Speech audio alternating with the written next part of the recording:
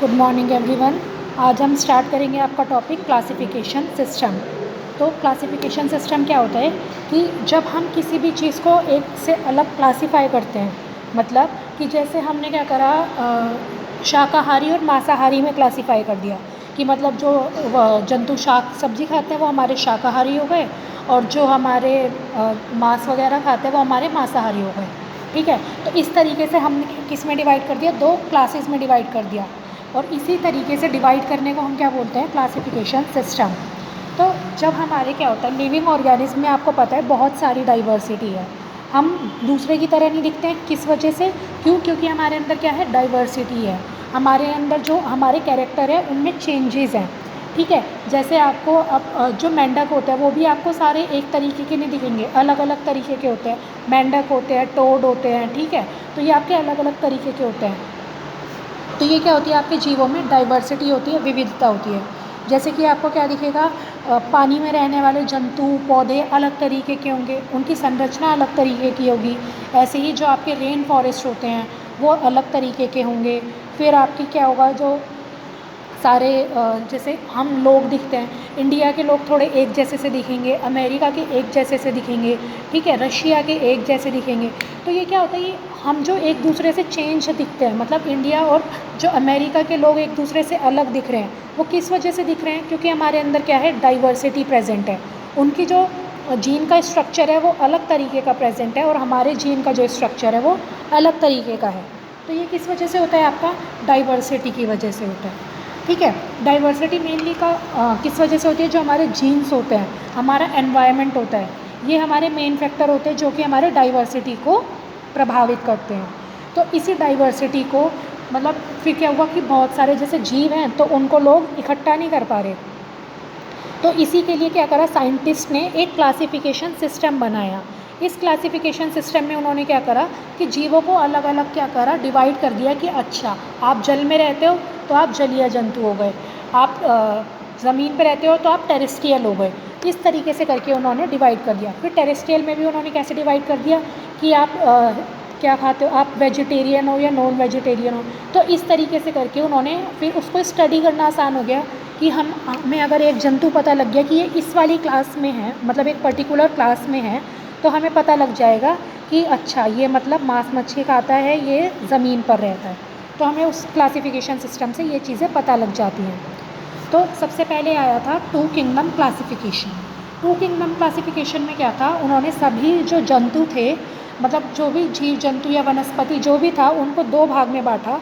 एक तो kingdom Plantae और दूसरा था आपका किंगडम एनिमेलिया। जो आपका किंगडम प्लांटी था, इसमें इन्होंने क्या रखा, सारे प्लांट इसमें इन्होंने रख दिए। किंगडम प्लांटी में सारे प्लांट थे और किंगडम एनिमेलिया में सारे एनिमल थे।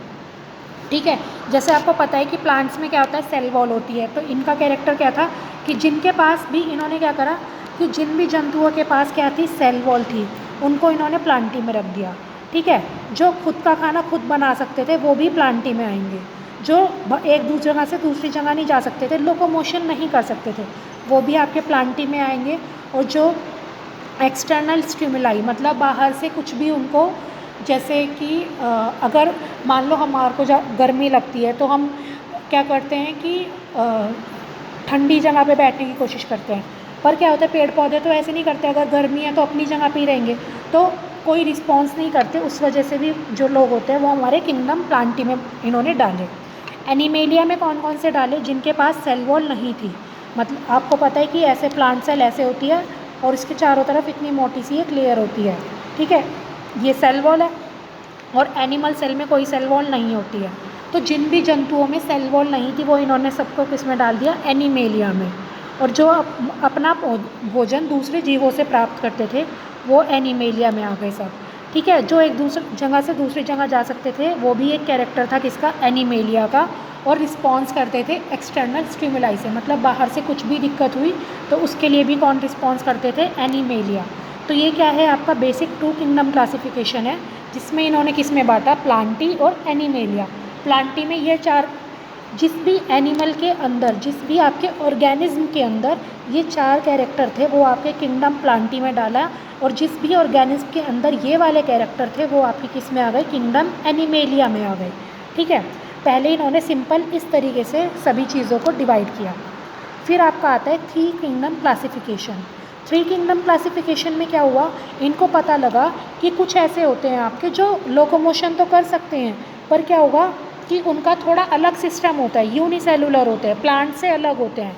तो इन्होंने क्या करा, तीन कैटेगरी बना दी आपकी, प्रोटिस्टा, प्लांटी और एनिमेलिया। ठीक है, प्रोटिस्टा में अब इन्होंने कौन से डाल दिए, यूनिसेलुलर, मतलब एक सेल वाली एल्गी, फंजाई, बैक्टीरिया, ये सब किस में आ गए आपके प्रोटिस्टा में। दूसरा आपका है प्लांटी। प्लांटी में आपके कौन से आ गए, मल्टी सेलुलर प्लांट्स, मतलब जिनके अंदर एक से ज़्यादा सेल होगी, वो वाले प्लांट्स आपके किस में आ गए, प्लांटी में।